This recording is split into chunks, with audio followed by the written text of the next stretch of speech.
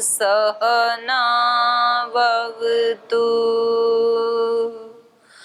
सहनौ भुनक्तु सह वीर्यं करवावहै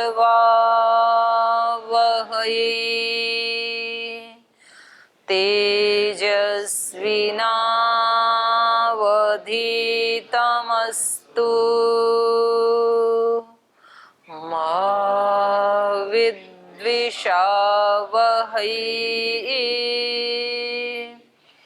ॐ व्रतानां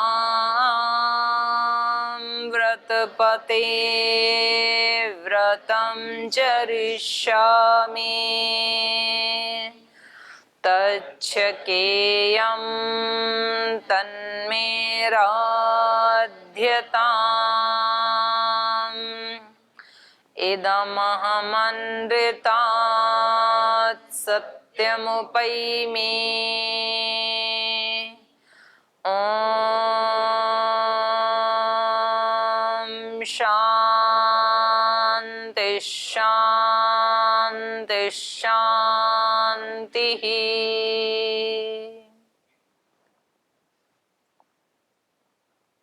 प्रणाम।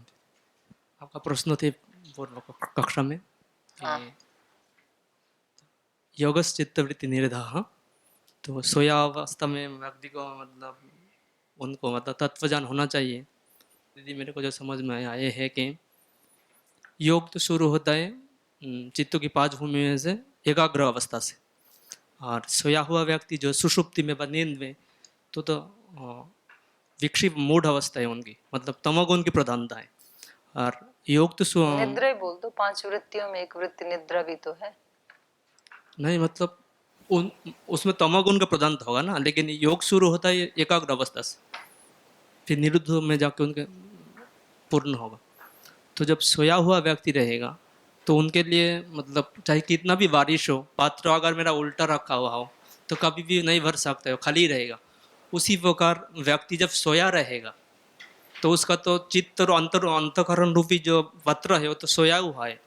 यद्यपि ईश्वर की कृपा हर पल बरस रहा है, लेकिन उसको ग्रहण करने के लिए हमारा मतलब सामर्थ्य होना चाहिए, इसलिए नहीं हो सकता है ऐसा समझ। और बहन जी पूछे थे कि सुबह में उठने की क्या ज़रूरत है, तो दो तीन कारण समझ में आया। एक तो है सुबह में अपना ये वायुमंडल पूरा शुद्ध होता है, तो सुबह में उठने से ही मतलब अगर प्राणायाम करे, दौड़े, कुछ भी करे तो उनका शरीर ऑटोमेटिक स्वस्थ होता है। देर में उठने से सबको ही अनुभव है, शरीर में एक कमी महसूस होता है। और दूसरा है सुबह में सात्विक शक्ति प्रबल होता है, दिन होते होते रजोगुण वृद्धि होता है और शाम होते होते तमोगुण। तो सुबह में उठ के परम पूज्य स्वामी जी के हिसाब से अपना माइंड सेट करना चाहिए। उस समय अंतकरण की मतलब ग्रहण सामर्थ्य अधिक होता है। उस समय उठ के मेरे को क्या बनना है व क्या करना है, हर रोज अगर अपना अवचेतन मन को सुना है तो धीरे धीरे एक दिन वो बनने लगते हैं उस प्रकार से, इसलिए सुबह में उठना चाहिए। ओ हाँ जी, और बता दें अपना, किसी ने चिंतन किया पीछे दे दो माइक, पीछे पंक्ति दे दो, आपको भी दें। एक इधर बहनों की तरफ दे देना दूसरा माइक जिसके पास। जी चल रहा है, बोलिए। ओम दीदी जी, इसके बारे में हमने चिंतन किया था सुबह जल्दी क्यों उठना चाहिए जी। जैसे जी सारा दिन कुछ ना कुछ काम चलता रहता है फैक्ट्री में या कहीं ना कहीं, तो हमने सोचा कि जैसे सुबह तक सारे रात को काम बंद हो जाते हैं, तो ना सुबह बंद नहीं होते, ज्यादातर बंद हो जाते हैं जी, कुछ जो चलते रहते हैं। जैसे हमारे हरिद्वार के पास ही चलती है, हमारे फेज 1 के पास ही इतना धुआं छोड़ते हैं। मैं सुबह घूमने जाती हूँ, हाँ जी, छत पे बैठ के मैं प्राणायाम करती हूँ, उधर से धुआं का बादल आता है। बिल्कुल कुछ छोटे मोटे काम तो ज्यादातर बंद हो जाते हैं जी रात को, जैसे लोग अपने घरों पे आ जाते हैं जी, तो सुबह तक जो शिफ्ट पार्टिकल्स होती है भाई, नाइट शिफ्ट अलग होती है, हाँ जी, दिन की शिफ्ट लेकिन अलग होती है। अपेक्षा कर देखा जाए तो ये वाला हेतु तो आपका खंडित होगा, रात को ही ज्यादा करते हैं। हाँ जी, नहीं जैसे इसमें क्या होता है कि जो पार्टिकल्स होते हैं वो नीचे बैठ जाते हैं सुबह तक, हमको ऐसा लगा जी, तो थोड़ा वायुमंडल शुद्ध हो जाता है जी। तो सुबह उठ के अगर प्राणायाम वगैरह करें तो शायद ज़्यादा फायदा होगा। एक प्रश्न था जिसमें से पूछिए अभी। पहले इस वाला बता दो फिर प्रश्न पूछना। हाँ, जी आंसर दो पहले। दोनों ये तो किया चिंतन। हाँ जी, देना इनको माइक, ये रखा आपके पास। ओम दीदी प्रणाम। दीदी आप हमेशा एक उदाहरण देती है कि जो मोबाइल जो है वो रात का कनेक्शन जो वो अच्छा होता है, बिजी नहीं होता। तो हमारा भी वैसा ही ईश्वर के साथ जो कनेक्शन हो वो सुबह सुबह अच्छा होता है, उसमें नेगेटिव वाइब्रेशन कम होता है, तो इसलिए हमें सुबह सुबह उठ के ईश्वर का नेटवर्क स्ट्रोंग होता है। जी नहीं तो स्ट्रोंग है वो तो सोए, वो मेरा प्रश्न ये था सोए वाले पे ज्यादा काम करेगा ना स्ट्रोंग नेटवर्क। उठने की क्या जरूरत है? सोया हुआ तो फिर सोया रहेगा ना, प्रार्थना वगैरह तो करेगा नहीं, तो उसका जो तो क्या है, शक्ति अपना काम करे। कि उनके ओर से भी तो सोया होना आदमी चाहिए। हो चाहे जगा आदमी हो, धूप दोनों को एक जैसी नहीं लगेगी क्या? सूरज की किरणें मांग जो तो है, उसी की पूरी होती है जो मांगते हैं, फिर तो वो तो सोया सोया ही रहेगा फिर। बिन मांगे भी हो जाती है पूरी। मांगने वाले को भीख नहीं मिलती, बिन मांगे मोती मिले, ऐसे सुना हमने तो। बिन मांगे मोती मिले, मांगे मिले ना भीख। बिना मांगने वाले पुरुषार्थ पूरे दिन सड़क पे मांगते हैं, बेचारों को देता कौन है? उसमें भी तो पुरुषार्थ लगता है ना, बिना पुरुषार्थ के तो कुछ मिलते नहीं है। किस में? मांगने में भी तो पुरुषार्थ लगता है। वही तो कह रही हूँ, तब भी नहीं मिलता है। मांगने वाले को सड़क पे बेचारा पूरे दिन मांगता है, कटोरा लेके घूमता है, तो भी मिलता नहीं है। मांग सच्ची हो तो मिलेगा।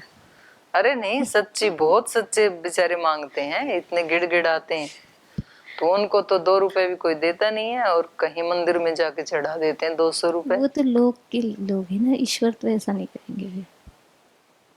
ईश्वर भी ऐसा ही करता है, खूब प्रार्थना करते हैं, उनका सुनता ही नहीं है, गरीब को और गरीब कर देता है, और जो अमीर है उनको खूब मिलता है। उनका कर्म ऐसा होगा तब तो फिर हाँ? इसलिए नहीं, उनका कुछ त्रुटि होगी फिर उसमें करनी, बिना त्रुटि के तो फिर ईश्वर की सच्ची सुनते हैं ना, फिर नहीं तो फिर ईश्वर के ऊपर विश्वास ही नहीं होगा किसी को। उन्होंने क्या त्रुटि की? वो तो बेचारे मांग रहे हैं, वो तो भगवान जी ईश्वर को हमें ही भी दो पता है, कुछ।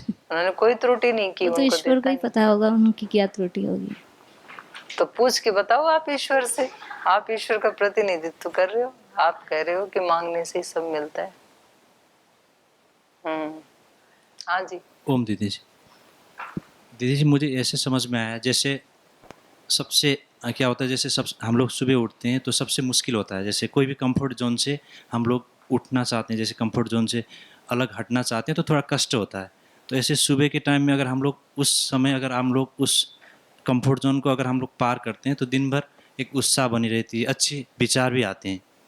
तो चाहे ये नींद में हो या चाहे कोई भी अच्छे काम, जैसे मान लीजिए कोई हम लोग कोई अच्छा बात कर रहे हैं तो उसमें मज़ा आ रहा है, तो उससे हट के अगर हम लोग कुछ करते हैं तो उस वक्त थोड़ा कष्ट तो होता है, पर अगर हम लोग उस पार करते हैं तो थोड़ा फिर दिन भर एक कंफर्ट बने रहता है, ऐसा मुझे समझ में आया। यानी कि जब हम लोग सुबह उठते हैं तो हम लोग को लगता है कि कुछ हम लोग ने अच्छी काम कर लिया, यानी कि जैसे एक ने बोला था कि जैसे आप सुबह उठते हैं तो बिस्तर उठाए, बिस्तर को अच्छे से बना, यानी कि बिस्तर को वो कर दीजिएगा, फोल्ड कर दो, फोल्ड तय कर कर दो। दो। हाँ, तो लगता है कि पहले मेरे दिन का पहला काम हुआ। तो ऐसे अगर आप सुबह उठते हैं तो एक ऐसा मुझे समझ में आया। तो पहले नहीं करते थे क्या? फोल्ड ऐसे पड़े ही रहते नहीं नहीं, थे। ये किसी ने बोला था तो ये ऐसा ही। ये भी बोलना पड़ा कि बिस्तर भी समेट दिया करो। नहीं दीदी जी, नहीं करते हैं, तो किसी ने ऐसा एग्जाम्पल दिया था तो इसमें जोड़ रहा था मैं, ऐसा लगता दे दो उनको माइक। ओम दीदी जी, ब्रह्म मुहूर्त का अनुभव करना है तो जी सुबह उठना पड़ेगा। ईश्वर की आज्ञा भी है ये। करना ही क्यों है? ईश्वर की आज्ञा कहाँ है? क्या आपको बताया ईश्वर ने? जी हम वेदों में शास्त्रों में पढ़ते हैं कि सुबह ब्रह्म कहाँ, मुहूर्त में कौन उठना से चाहिए। वेद में पढ़ा? तो बताओ तो, है जी। कौन से वेदों में पढ़ा आपने? जी आचार्य बताते हैं। वेद वाला खत्म? अभी तो कह रहे थे वेदों में जी पढ़ा हमने। आचार्य बोलते हैं वेदों से ही आया है। तो वो वेद ही तो मैं पूछ रही हूँ, कौन से वेद जी में इतनी तो लिखा है? नॉलेज नहीं, इतनी जानकारी तो नहीं है जी, लेकिन तो सुना ऐसे है नहीं चलेगा। देखो यूं कैसे बहका सकते हो आप? आखिर मुझे उठना है सुबह, तो बड़ों से कुछ तो सुना है। प्रमाण दोगे तब तो मैं मान सकती हूँ आपकी बात। माता पिता भी कहते हैं जी, गुरु भी कहते हैं। वो तो ठीक है, आप भी कह रहे हो, पर क्यों? वो है ना प्रश्न, जब तक मेरी जिज्ञासा की पूर्ति नहीं होगी मैं क्यों उठूंगी? क्यों उठे? कह रहे सही है, मत उठना। तो आप सही जिज्ञासा की शांति करो, तब उठेंगे हम। आपने कहा ऐसा ही वेदों का भी आदेश है, तो फिर मेरे को वो वेद का मंत्र आपको सुनाना पड़ेगा, है ऐसा? लेकिन जी वो अभी तो नहीं सुना सकते। और क्या बताया आपने? ब्रह्म मुहूर्त में उठने का क्या बताया? और अच्छा, सोए सोए अनुभव नहीं होगा? दीदी जी, इसमें ये भी हो सकता है कि जैसे हम लोग लगभग 6 बजे उठते हैं, हम 4 बजे उठेंगे तो हमको 2 घंटे एक्स्ट्रा मिलेंगे। तो ऐसी पूरी ज़िंदगी 2 घंटे एक्स्ट्रा मिलेंगे तो सिंपल सी बात है कि हम दूसरों से आगे निकल जाएंगे, ज़्यादा काम कर पाएंगे जी। हाँ, ये लॉजिक तो जमता है थोड़ा सा कि आपको। लेकिन बात ये है ना कि ये जो 4 बजे उठने वाला है, ये ठीक है, ये दिन में सो जाएगा। जो 6 बजे उठने वाला है वो कड़ी मेहनत करेगा। तो ऐसी तो कोई बात नहीं है कि जीवन भर खूब टाइम वेस्ट करते ही है ना दिन में। सुबह उठने वाले बाद में कहीं जाके जीने में सो जाते हैं। सुबह तो एक बार तो उठा दिया उनको पिटाई करके, तो कहीं छिप के जाके सो गए वो। इससे अच्छा तो 6 बजे उठने वाला है, खूब मेहनत करता है, आराम से फ्रेश होके उठा, नींद पूरी करके खूब मेहनत की, तो आगे तो जा सकते हैं, ऐसी कोई बात नहीं है। तो आपका ये लॉजिक भी खंडित हो गया।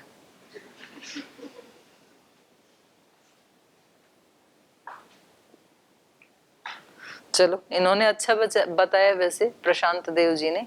इनके जो लॉजिक हैं वो अच्छे हैं। तो भी वेद का मंत्र है, वो मैं आपको कल बताऊंगी। अंतिम प्रमाण वेद है ना जी। अब आप अपना प्रश्न पूछ लो, क्या पूछना चाह रहे थे? दीदी जी, आपने बोला था कि अगर किसी को आत्मवेदा बनना है, आत्मवेत्ता। आत्मवेता, हाँ। हाँ जी, ब्रह्मवेत्ता बनना है तो 100% अहिंसा का पालन करना पड़ेगा जी। जी, मैं नहीं कह रही, वो महर्षि पतंजलि कह रहे हैं। हाँ जी, आपने पढ़ के बताया था जैसे जी, तो जी। सार्वभौमा महाव्रतम पढ़ा ना आपने भी? जी जी। तो जाति देश काल समय अनवच्छिन्न सार्वभौम महाव्रतम। जी, अगर किसी बुराई को खत्म करते हैं हम, तो उसमें अहिंसा मानी जाएगी जी। किसी बुराई को खत्म करना हिंसा मानी जाएगी जी। वो जैसे हिंसा। जैसे श्री कृष्ण जी ने किया जी, श्री रामचंद्र जी ने किया, रावण का वध किया, तो हिंसा में आएगा या अहिंसा में आएगा कि हिंसा में आएगा? जी जी। ये तो सोचना पड़ेगा। देखो, हिंसा तो है, मारा है तो। लेकिन ये भी हो सकता है जी, वो एक आदमी किसी इतने लोगों का नुकसान करता तो वहां पे तो वो हिंसा हो रही ठीक है। लेकिन यहाँ तो सूत्र कह रहा है किसी भी रूप में, कोई छूट नहीं दी ना इन्होंने तो। जाति देश काल समय अनवच्छिन्न सार्वभौम महाव्रतम, तो किसी भी परिस्थिति में नहीं मारना, ऐसे कह रहा है सूत्र तो। 100% तो फिर किसी भी चांस पे हो ही नहीं सकता जी। हमारे पैरों के नीचे चिंटियां बहुत आ जाती हैं। वो अपरिहार्य हो गया। अपरिहार्य को तो नहीं हटा सकते हैं। अब जैसे कुछ खाने के लिए कृषि भी करनी पड़ेगी, खेती करनी पड़ेगी ना जीने के लिए। अहिंसा का पालन करने के लिए व्यक्ति को जीना पड़ेगा, शरीर को स्वस्थ रखना पड़ेगा। शरीर को स्वस्थ रखने के लिए कुछ खाना पड़ेगा, कुछ खाने के लिए कुछ उगाना पड़ेगा, तो खेती करनी पड़ेगी। चाहे फल उगाएं, सब्जी उगाएं, अन्न उगाएं, कुछ भी उगाएं, तो उसके लिए कुछ तो कीड़े मरते ही हैं। कृषि करते हैं तो हिंसा होगी ना। लेकिन वो हिंसा कैसी है? अपरिहार्य। उस अपरिहार्य उसको कहते हैं जिसको हटाया ना जा सके, तो उसकी बात नहीं की जा रही है। अब यूं तो जो सब्जियां खाते हैं उसमें भी तो जीव है ही, तो इतनी हिंसा तो हो ही रही है ना। तो शरीर को चलाने के लिए अन्न भी खा रहे हैं तो उसमें भी जीव है जिसको हम काट रहे हैं, गेहूं आदि को, तो उतनी हिंसा तो होगी। लेकिन वो कैसा है? अपरिहार्य है। लेकिन जो मांसाहार कर रहे हैं वो तो परिहार्य है, उसको तो हटाया जा सकता है ना, उसको खाने की जरूरत नहीं है। और ये जो इतने रोग हैं, क्योंकि वो भी जो हम खा रहे हैं, अब उसमें भी किस व्यक्ति ने उसको उगाया, क्या उसमें केमिकल डाले या उसमें ऑर्गेनिक खाद डाली, किस भावना से पैदा किया, वो सब भी उसके साथ जुड़ता है। तो आज जो इतने रोग हो रहे हैं इसमें एक कारण ये भी है, मांसाहार भी बहुत बड़ा कारण है ये, क्योंकि जिन प्राणियों को जिनका मांस बेचने के लिए तैयार किया जाता है उनको बहुत स्टेरॉइड दिए जाते हैं ताकि वो मोटे हो जाएं, और ऐसे ऐसे उनको केमिकल्स खिलाए जाते हैं, इंजेक्शन दिए जाते हैं कि उनका वेट बढ़ जाए। तो जब किसी व्यक्ति के अंदर इस तरह के केमिकल्स डाले जाएंगे तो उस लेने वाले की मनोस्थिति कैसी होगी। स्टेरॉइड आदि कुछ तो अपनी इच्छा से लेते हैं मनुष्य तो, पर किसी को जबरदस्ती दें और मोटा कर दे किसी को तो कैसा लगेगा उसको, तो दुखी होता ही होगा ना वो प्राणी। और केमिकल्स देने से उसके ब्रेन पे भी इफेक्ट पड़ता है, तो वो बेचारा बहुत ज्यादा मोटा होगा तो वो तनावग्रस्त भी होगा। तो जो मुर्गी आदि या जो भी प्राणी है उनको मोटा करने के लिए जो दिए जाते हैं आर्टिफिशियल चीजें, तो उससे उसके एक तो वो केमिकल्स का प्रभाव आता है उनके मांस में, एक उस प्राणी के मन का भी प्रभाव आता है उस मांस में। और फिर जब उसको ले जाते हैं काटने के लिए तो भयभीत भी होता ही है, तो उसका प्रभाव भी आता है उसमें, और उसको हम खा रहे हैं तो वो हमारे शरीर का अंग तो बनना ही है। माने कुल मिलाकर के सारा दोष ही है ना उसमें, तो दोष हमारे शरीर में आके क्या बढ़ाएगा, दोष ही बढ़ाएगा, तो बीमारियां तो बनेंगी। तो हम जो मांसाहार आदि करते हैं ये तो परिहार्य है, इसको हटाया जा सकता है। तो अपरिहार्य हिंसा को तो रोक नहीं सकते हम, तो इसके लिए भी वहां भाष्य में आया है तो उन्होंने यही कहा है कि ये भी तो हिंसा ही है। तो कह रहे हैं ठीक है, इतनी हिंसा जो अपरिहार्य हिंसा है वो भी अपना फल देगी निश्चित रूप से, तो वो दुख देगी। तो वो बस ऐसा ही है कि मान लो कोई 100 वर्ष सैकड़ों वर्ष तो स्वर्ग में रहा और एक क्षण के लिए यदि उसको नरक में जाना भी पड़े तो होके आ जाएगा, क्या दिक्कत है। माने उसका जो दुख फल है हिंसा का, क्योंकि हिंसा क्या हो गया, पाप, पाप का फल दुख, कि जो अपरिहार्य हिंसा के रूप में हमें छोटा सा दुख भी मिलेगा तो उसको हम सह लेंगे, वो कोई ज्यादा बड़ी बात नहीं है। पर जितना जो परिहार्य हिंसा है जिसको हटाया जा सकता है उसको तो 100% हटाना ही चाहिए। तो जैसे जी रावण जैसे लोगों को मारना हिंसा, उसको दंड देना हिंसा तो है, हिंसा है तो उसका थोड़ा सा तो दुख मिलेगा उन लोगों को, लेकिन सुख ज्यादा है उसमें साथ में अहिंसा भी हो रही, दोनों साथ साथ चल, हाँ, ऐसा बोल सकते हैं। हाँ। तो इतने लोगों की जो पॉजिटिव भावनाएं हैं वो उनको उस दुख से निकाल लेंगे, कोई बात नहीं, थोड़ा दुख भी मिलेगा तो मिले तो गा, क्योंकि सूत्र तो कह रहा है कि वो 100% होनी चाहिए, उन्होंने कोई वो नहीं दिया।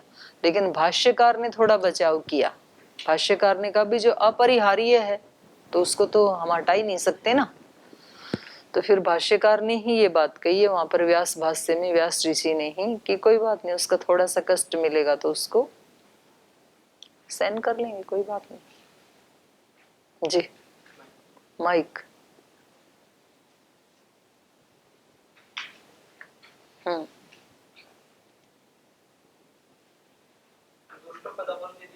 करना ही चाहिए। तो इसमें मतलब मेरा भाव क्या है उसके ऊपर प्रभाव पड़ेगा। अंतिम अध्याय में तो अर्जुन बताया ना कृष्ण ने, ना यस्य नाहंकृत भाव बुद्धि यस्य न लिप्यते हत्वा भी स इमान लोकान न हन्ति न निबध्यते। मेरा भाव क्या है उसके ऊपर प्रभाव होगा ना। नहीं नहीं, ये तो उस व्यक्ति के लिए जिसके मार रहे हो उसकी तो हिंसा हो ही रही है, मतलब आपका भाव क्या करेगा। नहीं मेरा तो है, मतलब उसको उसका भी कल्याण है उसमें, और भी मतलब उसका संस्कार बिगड़ रहा तो है। ठीक है, तो भी हिंसा हिंसा ही है उस सूत्र की दृष्टि से। अच्छा, उसने कोई लिबर्टी नहीं दी है महर्षि पतंजलि ने, हिंसा हिंसा है, हिंसा तो है। वो ठीक है, आप उसके भले के लिए कर रहे हैं तो आपको बहुत थोड़ा सा पाप लगेगा, पुण्य ज्यादा लगेगा, आपके भाव का भी प्रभाव पड़ेगा, ऐसा नहीं है।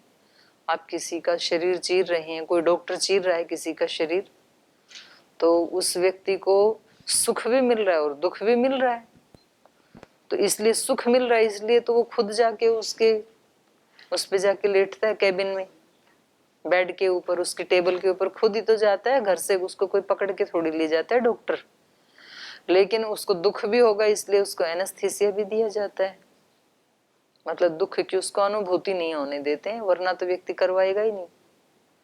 तो आप ये नहीं कह सकते हैं कि जी वो तो भाव तो हमारा उसको ठीक करने का ही था, तो हमें तो लेश मात्र भी हिंसा का वो ना लगे, ऐसे नहीं कह सकते हैं आप। हिंसा तो है, दुख भी दे रहे हैं, साथ में सुख भी दे रहे हैं, सुख का भी भाव है आपका।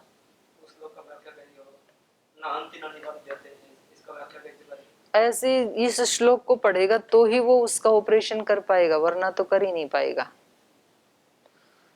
ये भी अपरिहार्य परिस्थिति बन गई ना, क्योंकि उस व्यक्ति को बचाना है तो इतना तो हिंसा करनी पड़ेगी। तो ये हिंसा क्या हो गई? अपरिहार्य। लेकिन इसका फल नहीं मिलेगा ऐसा नहीं है। तो पुण्य का फल इतना सुख मिलेगा, उसमें इतना नन्हा सा दुख भी मिलेगा, तो कोई बात नहीं। हाँ, वो गौण हो जाएगा। दीदी जी पीछे एक शिरोमणि शब्द आया था, इसका अर्थ क्या होता है जी? शिरोमणि हाँ जी। सर्वोत्कृष्ट। जी। सिर के ऊपर जो मणि पहनी जाती है उसको कहते हैं शिरोमणि। इधर पहना जाता है एक आभूषण, तो मतलब जो सबसे ऊपर, शिरोमणि।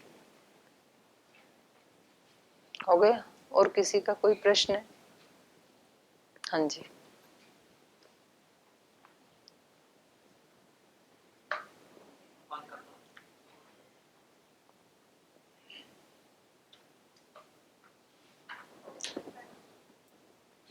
जी जी, गीता में श्री कृष्ण जी ने तो कहा है कि तू निष्काम कर्म होके जो शत्रु है उनको मार। इस हिसाब से तुझे कर्म नहीं ले पाएंगे शुभ अशुभ कर्म, तो उसके तुझे उसका फल भी नहीं मिलेगा। इसका तो यही अर्थ हुआ। फिर आप बता रहे कि हिंसा होगा तो उसका तो मैं निष्काम योगी की बात थोड़ी कर रही हूँ। मैं तो सामान्य जो योगी नहीं बना उसकी बात कर रही हूँ। योगी बन गया तो कुछ भी नहीं मिलेगा उसको, पुण्य भी नहीं मिलेगा, पाप भी नहीं मिलेगा। तो योगी बने तो सही व्यक्ति। लेकिन इस चैप्टर में तो गीता में तो कृष्ण जी योगी हैं, अर्जुन तो उतने नहीं थे। अर्जुन भी उतने नहीं थे, ऐसे कैसे? वो बराबर का बनाया गुरुजी ने अपने चेले को। उससे पहले तो उसने हथियार उठाए ही नहीं, जब तक योगी नहीं बना ना वो जी। तब तक नहीं उसने वो हथियार उठाया। बन गया तब उसने, जब उसने सारा विराट रूप देख लिया, आत्मवेत्ता बन गया, ब्रह्मवेत्ता बन गया, सारी सृष्टि के कण कण में उसको ब्रह्म की अनुभूति हो गई, शरीरों की अनित्यता उसको साक्षात दर्शन हो गया। अब हम तो सुनी सुनाई बात कर रहे हैं, शरीर अनित्य है, अनित्य है तो थोड़ा सा रोग आते ही कराते क्यों हैं हम? तो अनुभूति अलग होती है और शाब्दिक ज्ञान अलग होता है। हमारे पास जो ज्ञान है वो कौन सा है? शाब्दिक ज्ञान है। अर्जुन के पास शाब्दिक ज्ञान तो शुरू में ही था, लेकिन जब तक उसकी अनुभूति नहीं हुई तब तक उसने उठाया नहीं धनुष। वो तो जाके 18वें अध्याय में बोले हैं, करिष्ये वचनम तव।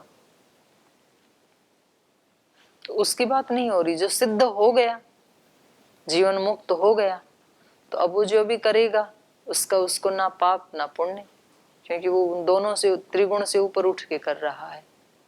उससे पहले की बात हो रही है कि अगर किसी को योगी बनना है तो उसको जाति देश काल समय इन सब में हिंसा अहिंसा आदि को व्यवच्छिन्न नहीं करना है।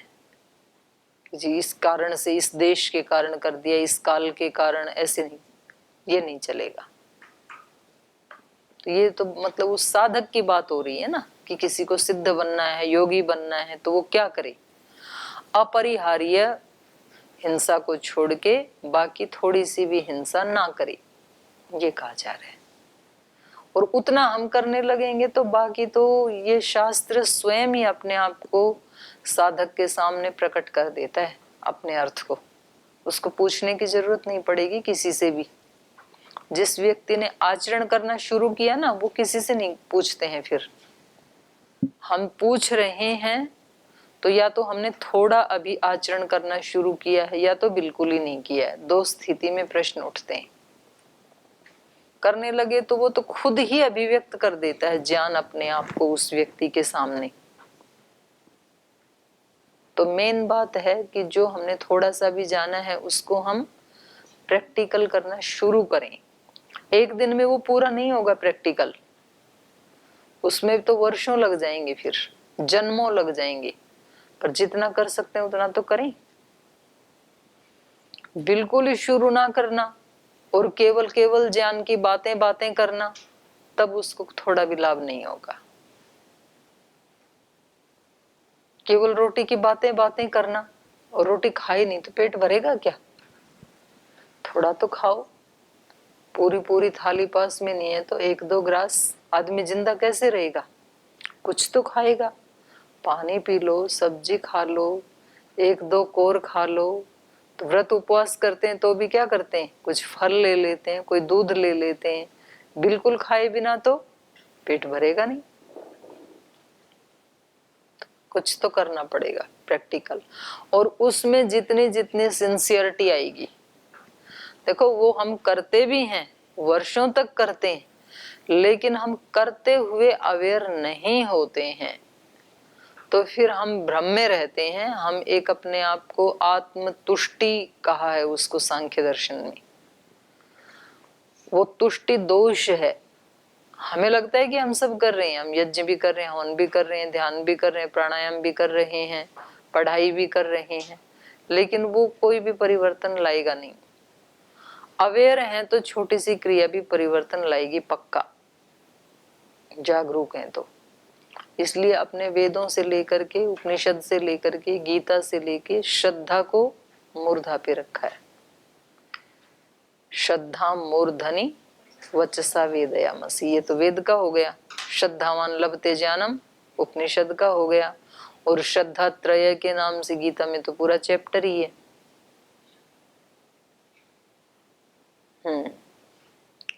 हो गया पूजा जी। और कोई प्रश्न है किसी का? हो गए सबके? चलें आगे। चलिए,